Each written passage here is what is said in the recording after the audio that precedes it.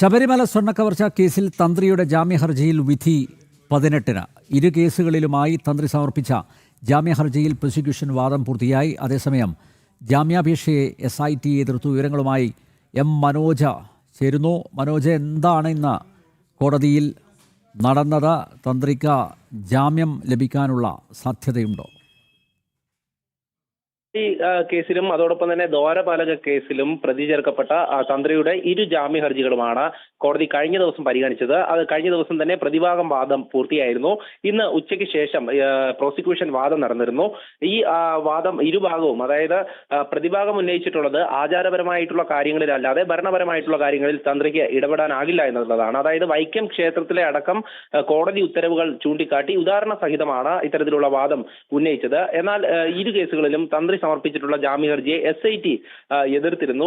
ഇതോടൊപ്പം തന്നെ മറ്റൊരു കാര്യം, ഈ തന്ത്രിയുടെയും കുടുംബാംഗങ്ങളുടെയും അടക്കം ഈ സാമ്പത്തിക സ്രോതസ്സുകൾ ഉൾപ്പെടെയുള്ള വിവരങ്ങൾ ഈ SIT കോടതിയിൽ സമർപ്പിച്ചിരുന്നു. ഇതുമായി ബന്ധപ്പെട്ട ചില ആരോപണങ്ങൾ, അതായത് പ്രോസിക്യൂഷന്റെ വാദത്തിൽ തന്നെ ഉയർന്നു കേട്ടു.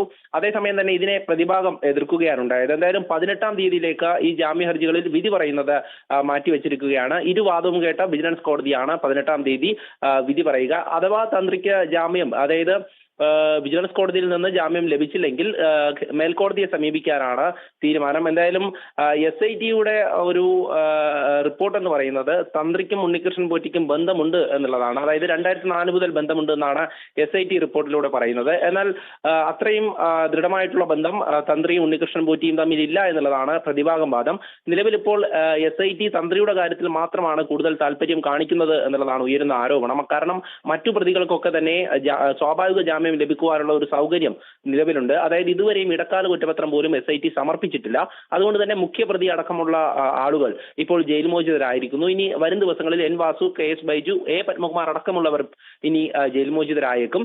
അതുകൊണ്ട് തന്നെ SITക്ക് ഇത്തരത്തിൽ തന്ത്രിയുടെ കാര്യത്തിൽ മാത്രമാണ് താല്പര്യം എന്നുള്ളതാണ് ഈ ഒരു ആരോപണം കൂടെ ഉയരുന്നത്.